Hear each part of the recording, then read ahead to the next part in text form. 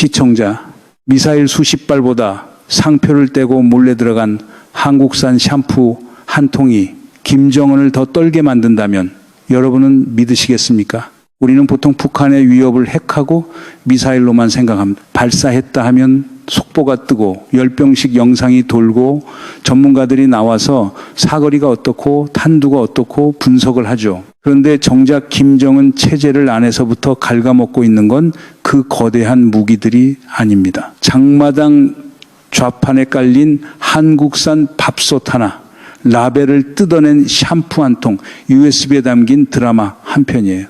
여기서 두 가지 질문을 먼저 던지겠습니다. 첫째, 북한 상인들은 왜 위험을 무릅쓰고 상표까지 떼어가면서 한국 물건을 팔까요? 둘째, 김정은은 이걸 모르지 않을 텐데 왜 못 막을까요? 오늘은 이 이야기를 세 겹으로 벗겨보겠습니다. 표면, 장마당에 한국이 어떻게 퍼졌는가? 동기, 알면서도 왜 못 막는가? 그리고 결과, 그렇다면 우리가 진짜 두려워해야 할 북한의 모습은 어디에 있는가? 먼저 한 줄만 던지고 시작하죠. 북한에서 딸을 시집 보낼 때 혼수 1순위가 한국산 쿠쿠 밥솥이라고 합니다. 이 말 하나에 이미 오늘 이야기의 절반이 들어있어요. 이 증언을 들려준 분은 동해 함대 잠수함 부대에서 교환수로 7년을 복무하고 2015년에 탈북한 분입니다. 북경에서 밀수를 하며 그 유통의 한복판을 직접 본 사람이에요. 그러니까 지금부터 나오는 이야기는 멀리서 추측한 분석이 아니라 그 안에서 살아본 사람의 증언입니다. 이분이 탈북하던 날 이야기를 잠깐 보면 이게 얼마나 목숨을 건 일인지 감이 옵니다. 늘 다니던 밀수길로 압록강을 넘었는데 하필 그날 빌린 중국 전화기가 먹통이 됐어요. 그래서 평소 같으면 차로 20분이면 갈 길을 밤새 산속으로 돌아서 걸었습니다. 그런데 나중에 알고 보니 출발한 지 1시간 만에 보이부가 오토바이를 타고 쫓아오고 있었어요. 누군가 신고를 한 거죠. 길로 갔으면 잡혔을 텐데 우연히 산길로 빠진 덕에 추적을 피한 겁니다. 잡혔으면 어떻게 됐을까요? 한국행이 들통나면 정치범으로 분류돼서 교화소에서 10년, 20년을 살 수도 있는 일이었어요. 위험은 그게 끝이 아니었습니다. 중국 쪽에서 또 다른 강을 건너야 했는데 하필 장마철이라 물이 잔뜩 불어 있었어요. 늘 다니던 압록강과 달리 물길조차 모르는 강이라 무작정 뛰어들었더니 발밑으로 돌이 굴러다니는 소리가 났다고 합니다. 같이 건너던 동행이 그만 물살에 휩쓸려 10여 미터를 떠내려갔는데 다행히 나무 같은 걸 붙잡고 겨우 빠져나왔대요. 한 발만 잘못 디뎌도 그대로 쓸려가는 상황이었던 거죠. 여기서 한 가지 더, 보이부가 그렇게 이를 갈고 쫓은 데는 이유가 있습니다. 단순 밀수꾼은 돈 몇 푼 쥐어주면 풀려나기도 해요. 그런데 한국행은 다릅니다. 그걸 잡으면 잡은 사람의 승진이 걸려 있거든요. 그러니 쌍심지를 켜고 달려드는 거죠. 한 사람의 탈북이 누군가에게는 출세길이 되는 구조. 바로 이 위험을 감수하고 건너온 사람이 그 국경에서 한국 물건이 어떻게 흘러 들어가는지를 두 눈으로 본 겁니다. 이건 단순히 북한에도 한국 물건이 좀 들어간다는 가벼운 얘기가 아닙니다. 70년 넘게 쌓아 올린 정보 통제라는 거대한 두 개, 눈에 안 보이는 구멍이 뚫리고 있다는 신호예요. 그런데 이상하죠. 뉴스는 북한이 미사일 한 발만 쏴도 속보를 띄웁니다. 근데 장마당에서 매일같이 벌어지는 이 조용한 붕괴를 머리 기사로 다루는 채널 보신 적 있으십니까? 거의 없어요. 우리가 보도록 떠먹여진 그림하고 실제로 안에서 벌어지는 일 사이에는 생각보다 큰 거리가 있습니다. 그래서 끝까지 따라오시면 마지막엔 우리가 두려워해야 할 대상이 무엇인지가 완전히 뒤집힐 겁니다. 먼저 장마당이 어떤 곳인지부터 정리하고 가죠. 90년대 그 악명 높은 고난의 행군 시절까지만 해도 시장은 불법이었습니다. 좌판을 펴고 장사를 하면 보위원들이 와서 단속하고 물건을 빼앗았어요. 늘 쫓기면서 장사를 했던 거죠. 그런데 배급 체제가 무너지고 나라가 주민을 못 먹이게 되니까 2000년대 들어 결국 장마당을 공식화하기 시작합니다. 지금은 어느 정도냐면 대도시 장마당은 우리 동대문 시장하고 비슷해요.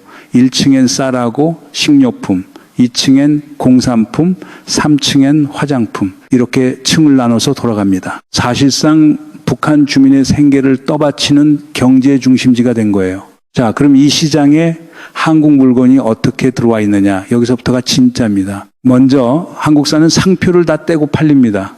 오시면 태그를 떼고 메이드 인 코리아 같은 글자는 흔적도 안 남겨요. 샴푸는 더 정교합니다. 뒷면에 한글 설명이 그대로 있으면 딱 티가 나니까 그 위에 중국 라벨을 덮어 씌워서 팔아요. 아예 중국에서 다시 포장해서 들여오는 경우도 있고요. 들여오는 방식은 더 기가 막힙니다. 컨테이너 트럭, 북한에서는 컨테이너라고 하는데 이 트럭의 겉으로는 중국 물건을 가득 싣습니다. 그런데 그 안쪽에 한국 상품이 숨어 들어가요. 겉은 중국, 속은 한국. 트로이 목마가 따로 없는 거예요. 그럼 뭐가 인기냐? 꽃을 든 남자 샴푸 같은 한국 화장품이 굉장히 잘 나갑니다. 한국 수건은 재질 자체가 중국 거랑 달라서 목욕탕에서 딱 쓰면 좀 있어 보인다고 해요. 삼겹살 구워 먹는 불고기 불판도 한국산이 많이 들어갔고요. 그리고 앞권은 밥솥입니다. 돈 좀 있는 집에서는 쿠쿠 밥솥을 선호해요. 딸 시집 보낼 때 한국 밥솥 하나는 들어가야 우리 집이 좀 준비했다는 소리를 듣는다는 거죠. 물건만 들어가는 게 아닙니다. 한국 드라마, 예능 이런 콘텐츠가 USB하고 SD카드에 담겨서 몰래 다 돌아갑니다. 여기서 하나 짚고 갈 게 있어요. 잘 사는 집일수록 한국산을 더 찾는다는 겁니다. 한국 물건이 단순한 생필품이 아니라 부와 지위의 상징이 됐다는 얘기예요. 북한 안에서 한국이 일종의 잘 사는 나라 브랜드가 돼버린 거죠. 그런데 한번 보세요. 라벨을 왜 굳이 그 번거로움을 감수하면서까지 떼서 팔까요? 단속이 무서우니까요. 그런데 단속이 무서운데도 기어이 판단 말이죠. 바로 거기서부터 뭔가 이상한 게 보이기 시작합니다. 자, 그럼 답은 간단해 보입니다. 단속을 세게 하면 되잖아요. 실제로 김정은은 손을 놓고 있지 않았습니다. 한동사상 문화 배격법이라는 걸 만들어서 한국 영상보다 걸리면 청소년까지 처벌하고 있어요. 강하게 틀어막는 거죠.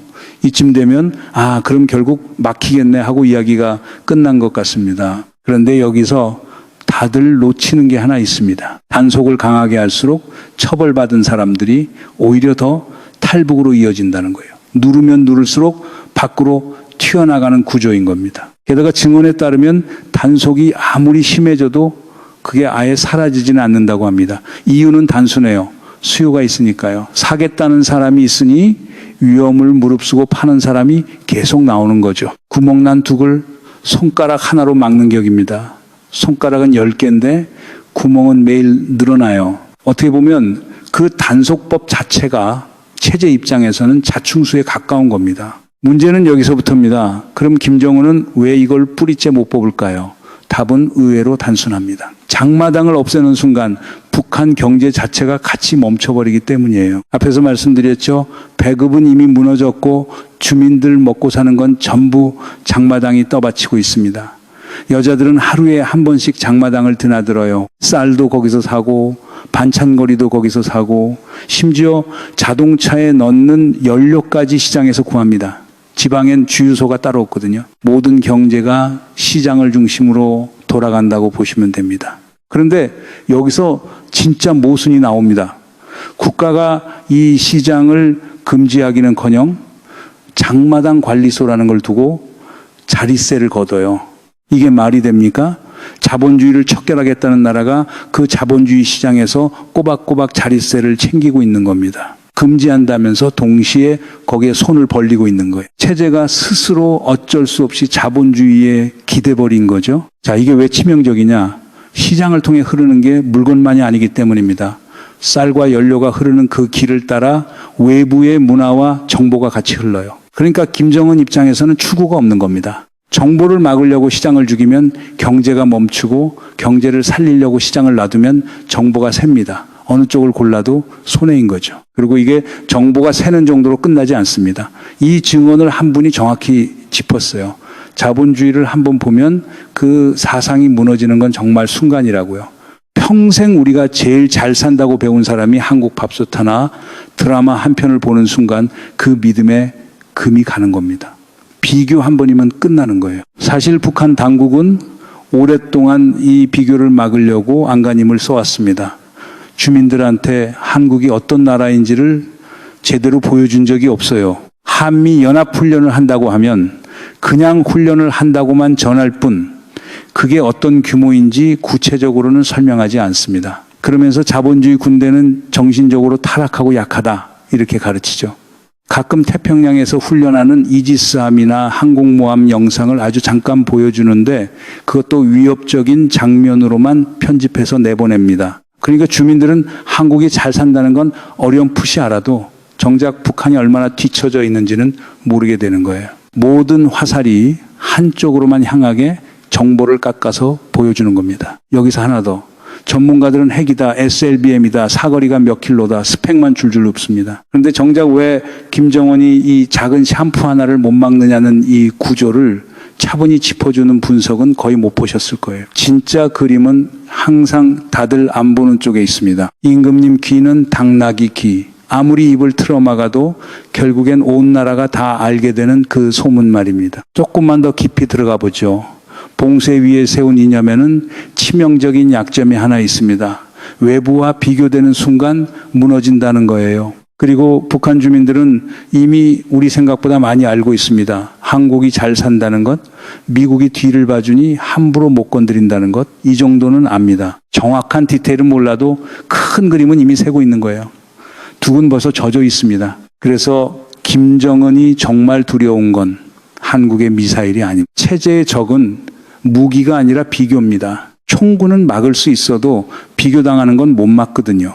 장마당 좌판에서 매일같이 벌어지는 그 조용한 비교가 사실은 어떤 미사일보다 체제에 더 깊이 밝히는 칼인 겁니다. 그리고 이 비교가 사람을 어떻게 바꿔놓는지는 이분 본인이 누구보다 잘 압니다. 한국에 처음 와서 하나원을 나와 집을 받은 첫날 밤 잠을 못 잤다고 해요. 왜냐? 아파트 문을 열었더니 야경이 쫙 펼쳐진 겁니다. 2층밖에 안 되는 집인데도요. 북한에서는 도시도 밤이면 캄캄한 게 보통인데 한국은 밤 7시면 가로등이 켜지고 밤이 나처럼 환했던 거죠. 창밖을 보면서 이게 꿈인가 생시인가 했다고 합니다. 길도 다 포장되어 있고 차는 또 왜 그렇게 많은지 한두 사람 타려고 그 비싼 기름을 넣고 다니는 게 이해가 안 됐다고 해요. 북한에서는 간부차에도 돈 받고 사람을 태우는 게 보통이었으니까요. 외식 문화도 그랬습니다. 집에서 만들면 반값인데 왜 굳이 비싼 돈 주고 나가서 먹나? 처음엔 도무지 이해가 안 됐다는 거죠. 이게 핵심입니다. 평생 세뇌받은 사람도 이 광경을 단 하루만 보면 머릿속의 그림이 통째로 흔들립니다. 김정은이 그렇게 필사적으로 막으려는 게 바로 이 하룻밤이에요. 자, 그럼 이렇게 안이 비어가는 체제가 밖으로는 뭐랍니까? 여기서 군사 스펙터클의 정체가 드러납니다. 보여줄 기술이 없으면 정신력을 보여주는 거예요. 사실 이건 증언자 본인의 경험이기도 합니다. 군대에 가기 전까지는 본인도 북한군이 세다고 믿었대요. 그런데 막상 입대해서 직접 겪어보니 보여지는 거랑 실제가 너무 다르더라는 겁니다. 열병식이나 공개 영상 그건 어디까지나 선전용이지 실제 운용 능력하고는 거리가 멀다는 거죠. 안에서 직접 본 사람이 이렇게 말한다는 게 사실 제일 무겁습니다. 최근에 북한이 여군 특수부대 영상을 공개해서 화제가 됐죠. 그런데 잘 보시면 첨단 장비를 다루는 훈련이 아닙니다. 단독칼을 들고 1대1로 붙거나 격파를 하거나 이런 정신력 위주의 장면이 대부분이에요. 증언자도 그래요. 보여줄 기술이 없으니까 대신 우리 군인은 정신이 다르다. 이걸 보여준다는 겁니다. 잠수함 부대는 더 충격적입니다. 출신 성분 좋은 자녀들이 선호하는 그래도 잘 나가는 정예 부대예요. 그런데 연료가 부족해서 훈련을 제대로 못합니다. 잠수함은 늘 마양도 수리공장에 정박해 있고요. 같은 부대에 7년을 복무했는데 잠수함 훈련을 단 한 번도 못 해본 군인도 있었다고 해요. 그 옆 사람이 뭘 했는지 아십니까? 넌 집에 가서 잠수함 탔다고 하지 마라. 작업만 했잖아. 7년을 타는 게 아니라 수리하고 농사 짓고 건물 짓다가 제대한 겁니다. 이거 웃을 일이 아닙니다. 정예라는 부대가 이 정도면 나머지는 안 봐도 뻔하잖아요. 겉만 번지르르한 빛 좋은 개살구인 거죠. 한국에 와서 군함을 직접 봤을 때도 그랬다고 해요. 부두에서 배로 건너가는 다리 하나도 안전장치가 꼼꼼하게 돼 있고 전체적으로 현대적인 느낌이 풍기더라는 겁니다. 북한 군함은 안전이고 뭐고 그냥 기본 용도만 하면 그만이었거든요.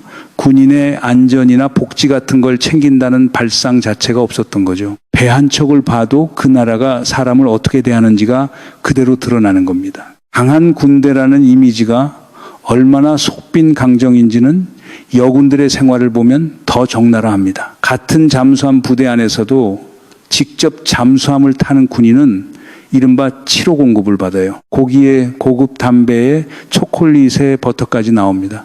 그런데 통신이나 경비 같은 육상 부대는 4호 공급이에요. 양은 그럭저럭이지만 질은 하늘과 땅 차이죠. 더 충격적인 건 생리대입니다. 일회용 생리대가 한 달에 1개꼴로 나오는데 병사들 상당수가 그걸 안 쓰고 팔아버린다고 해요. 왜냐? 배가 고프니까요. 생리 현상보다 배고픔이 먼저인 겁니다. 그걸 팔아서 식량으로 바꾸는 거죠. 비누하고 치약은 아예 검열용으로 관물대에 모셔둡니다. 검사 때 보여주려고요. 강한 군대를 외치는 나라의 여군들이 기본 생필품을 굶주림과 맞바꾸고 있는 겁니다. 빈부격차는 군대 안에서도 그대로 드러나요. 교환수나 간호사처럼 형편이 좀 되는 집 자녀들은 집에서 달러를 붙여주기도 합니다. 상상 이상으로 많이 보내는 집도 있었다고 해요. 군대 안에서까지 누구는 달러를 만지고 누구는 생리대를 파는 격차가 나란히 공존하는 겁니다. 평등을 외치는 나라의 군대가 사실은 가장 노골적인 빈부 사회였던 거죠. 이분이 한국에 와서 부대를 방문했을 때 받은 충격은 정반대 방향이었어요. 한국군은 식판에 자기가 먹을 만큼 골라 담는 자율배식이더라는 겁니다. 북한은 정해진 양만 받아서 더 먹고 싶어도 못 먹는데 말이죠. 그런데 더 놀란 건 따로 있었습니다. 어느 부대 간부가 요즘 군인들이 밥을 잘 안 먹는다고 하더래요. 매점에서라면 사 먹지 식당 밥은 잘 안 먹는다는 거죠. 공짜 밥을 두고 왜 사 먹나 이게 도무지 이해가 안 됐다고 합니다. 게다가 한국 군인들은 월급을 받고 그걸 저축까지 한다잖아요. 7년을 군 생활하면서 그런 세상이 있는 줄도 몰랐던 사람한테 이건 그냥 다른 행성 이야기였던 거예요. 한국 여군을 직접 만나본 소감도 인상적이었습니다. 다들 간부나 직업군인이고 자부심이 대단하더라는 거예요. 팔씨름을 한번 붙어봤는데 몇 초 만에 그냥 넘어갔다고 해요. 여성 전용 휴게실에 물티슈며 다림이며 다 갖춰져 있는 걸 보고는 북한에서는 그런 게 있는지조차 상상도 못했다고 하고요. 같은 여군인데 한쪽은 생리대를 팔아끼니를 때우고 한쪽은 휴게실에서 다림질을 합니다. 이 격차가 두 체제의 진짜 거리예요. 그럼 그 요란한 도발들은 뭘까요?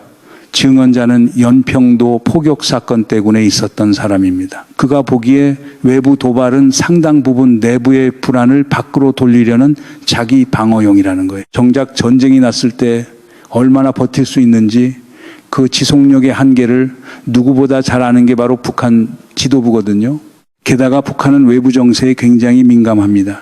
어느 독재 정권의 지도자가 제거됐다거나 큰 전쟁이 터졌다거나 하면 고위층은 속으로 생각하지 않을 수가 없어요.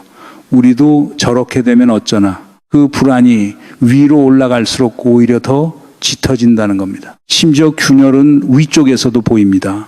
고위 관료나 외교관조차 미래가 보장이 안 되니까 제3국으로 빠져나갈 길을 재본다는 증언이 있어요. 다만 남은 가족이 처벌받기 때문에 실제 탈북까지 가기가 쉽지 않을 뿐이죠.